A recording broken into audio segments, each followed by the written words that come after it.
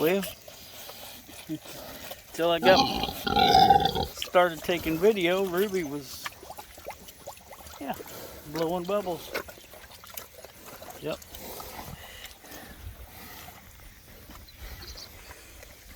She is definitely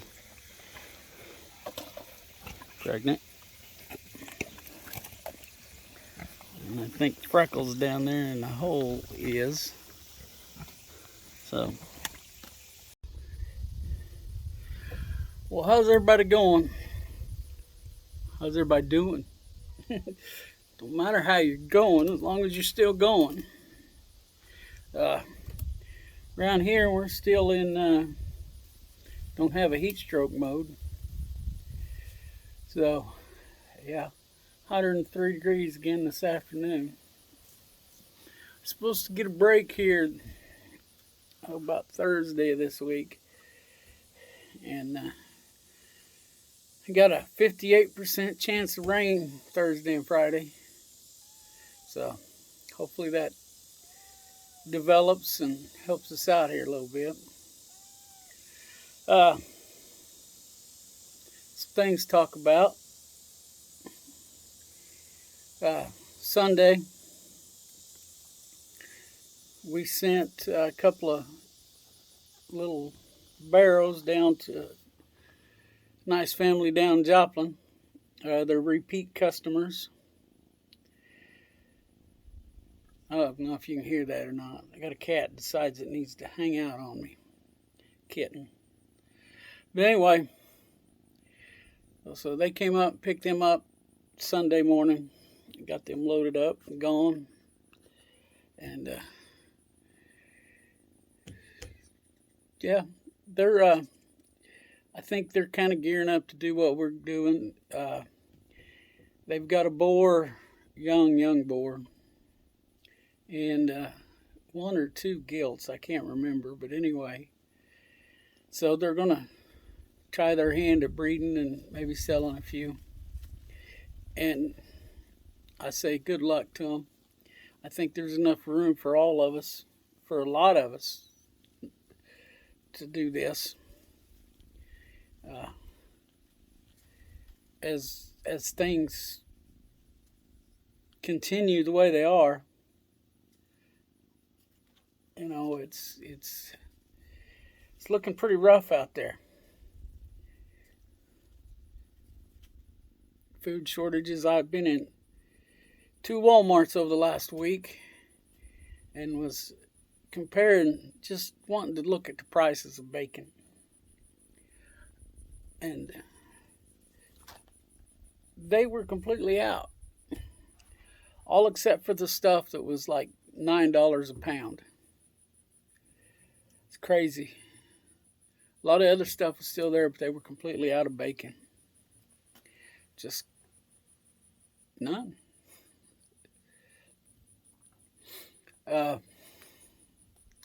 So take that for what you will. And then another thing I wanted to talk about, I see that the big four, Tyson, Cargill, and I can't remember the other two, but they're the four that pretty much controls the poultry market in the United States, getting sued by the federal government for price fixing. You know, I don't know. I really don't know how I feel about that. On one hand, yeah, I see where they're in a position where they can keep the prices low enough to starve everybody else out and still make a profit. This cat right here, I call him ADD cat because he cannot be still. He's always got to be messing with something. But anyway, I could see how they could, drive a lot of smaller competitors out of business, which they've done. And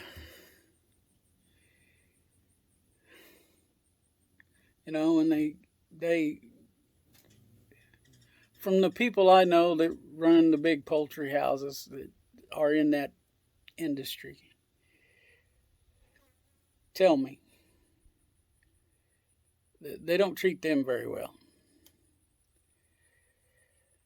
You know, you're $1 million in debt before you get your first birds, and your prices are low, and you absorb all the loss.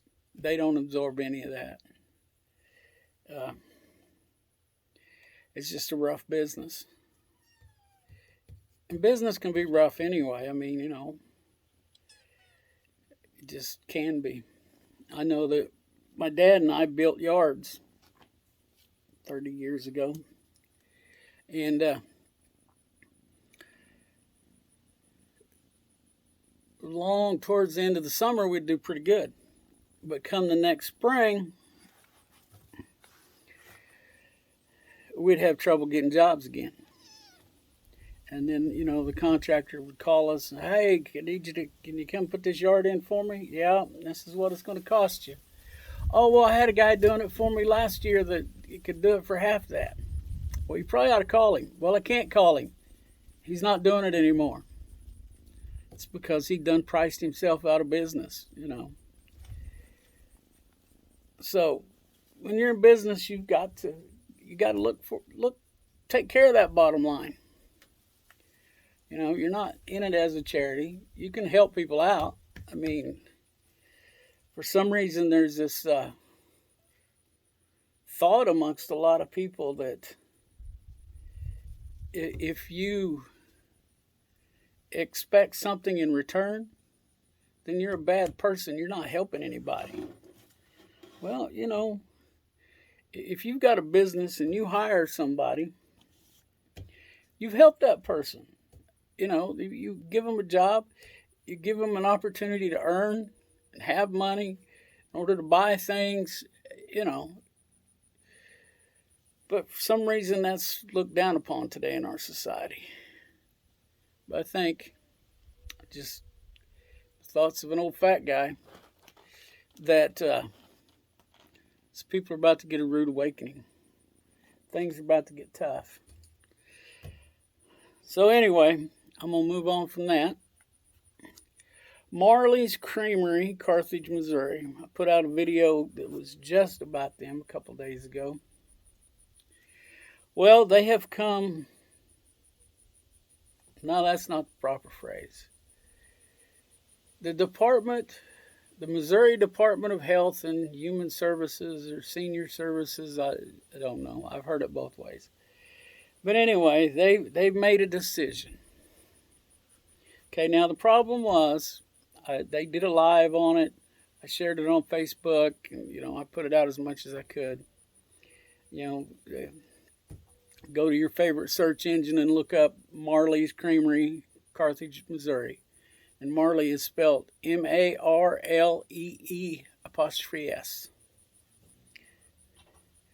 Go look it up. They're on Facebook. And, you know. But, okay, I think here was their deal.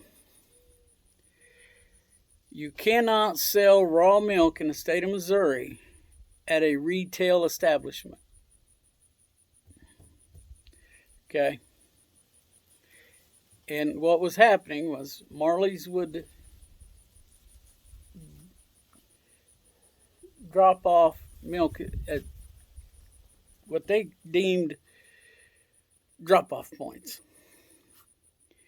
And then people would come in, pick up the milk, and a lot of these places were retail outlets. I think all of them were. Now, the way I understand it, the drop-off point did not keep any of the money. So they didn't make a profit off of it. It was just a service they provided, you know, and I'm sure that it helped them out in certain ways, but, you know, it was just a service they provided to get this milk to people. Well, Missouri Department of Health, the MDHSS, never mind, Missouri Department of Health's easier for me. But they looked at that as they were selling raw milk retail, which you can't do. well, you know, and I don't have any numbers. And I may try to give them a phone call this week or so and see if I can't get them to talk to me about it and get some clarification. But they put out, Marley's Creamery put out another notice on Facebook that the Missouri Department of Health has decided that they can still use those drop-off points, but it has to be prepaid, which means the end customer has to pay the creamery before they deliver the milk. Which I think, and go watch their videos, and he can explain it a lot better than I can. I mean, he's living it. But which I think is kind of what they were trying to do. You know, they were selling these order slips. The retailer was just a piece of paper to order a gallon of milk or two or whatever, how much milk you wanted. And I think that the two Department of Health inspectors, there was two of them, they got a bug up their butt about something, and I think that's what the problem was, really. And like I said, I don't know numbers on the rest of this, but I know there was probably quite a few people that wrote state senators, state representatives, the governor. You know, I sent an email to the governor of the state of Missouri and to my representative. So I think the Missouri Department of Health got pressured a little bit.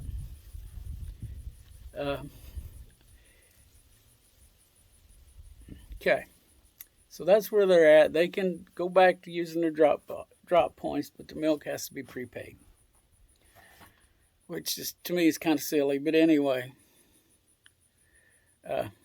that's where it's at.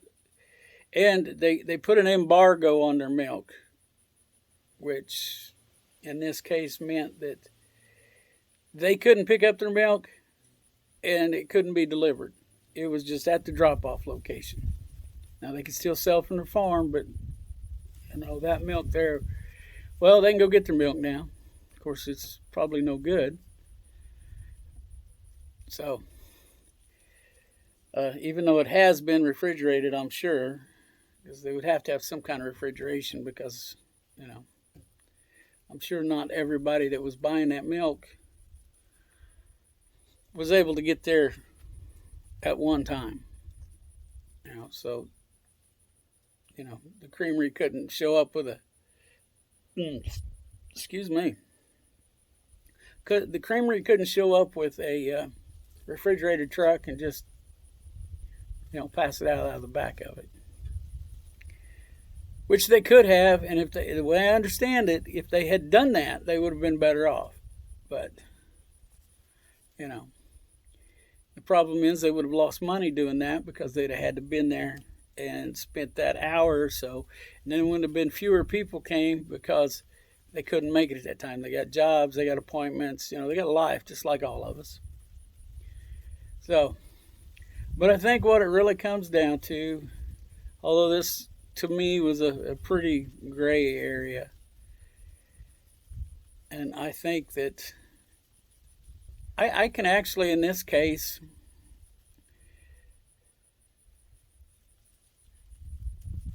see both points of view here.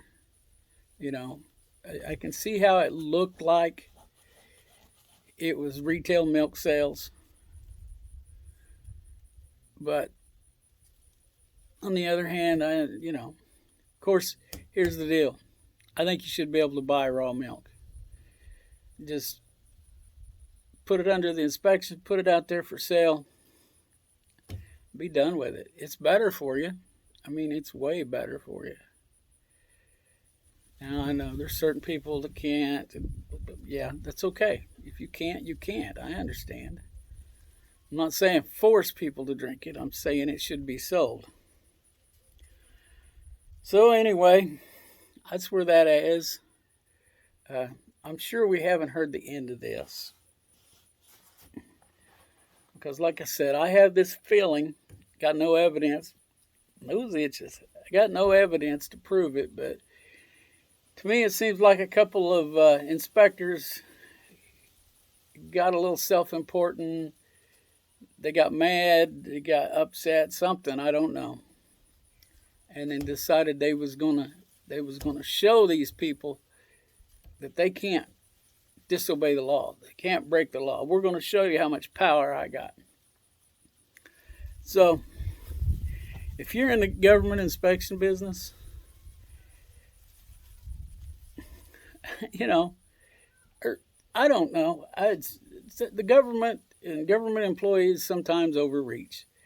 I drove truck over the road, worked for a company that had a branch in Joplin, and if you've driven truck nationwide and you've ever been through Joplin, you know the notoriety of that scale house down there. The Missouri Department of Transportation got a scale house down there on I-44, and they're rough, which I don't mind them being tough, but there's ways around that scale.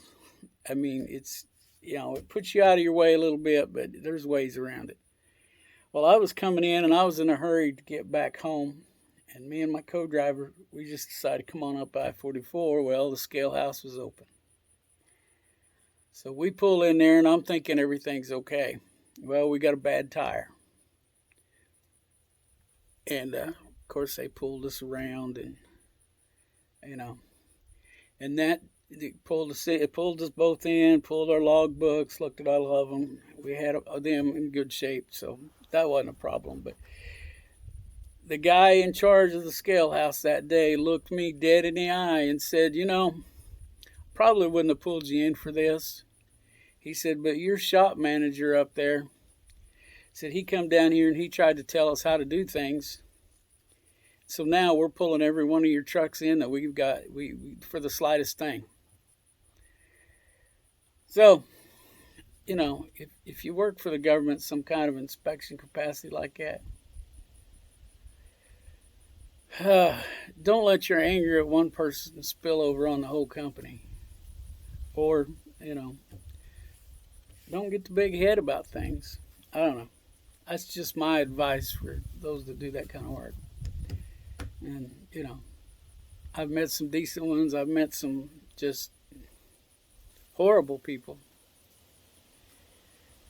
that's involved with government inspections. Having worked for a Department of Defense contractor for 20 years and 10 months, same thing. We've had, we don't see government inspectors so much as we saw customers, because we were a subcontractor to other bigger contractors. But some of them they was nice, they didn't cut you any slack, but they dealt with it in a manner that, told you, hey, this is important, just fix it, make it right. And then there was others that just, had to show you how important they were. So anyway, enough about that. We've got too much government bureaucracy in this country. Way too much. Whew. But I think that's all I got. I'm going to go inside, give me a big cold glass of water, and cool down in the AC. Although sitting here on this porch, it's not too bad. I got a breeze. You can probably hear it. But that air conditioner's still a little cooler. So let's look out for each other. Let's help each other when we can. And let's pray.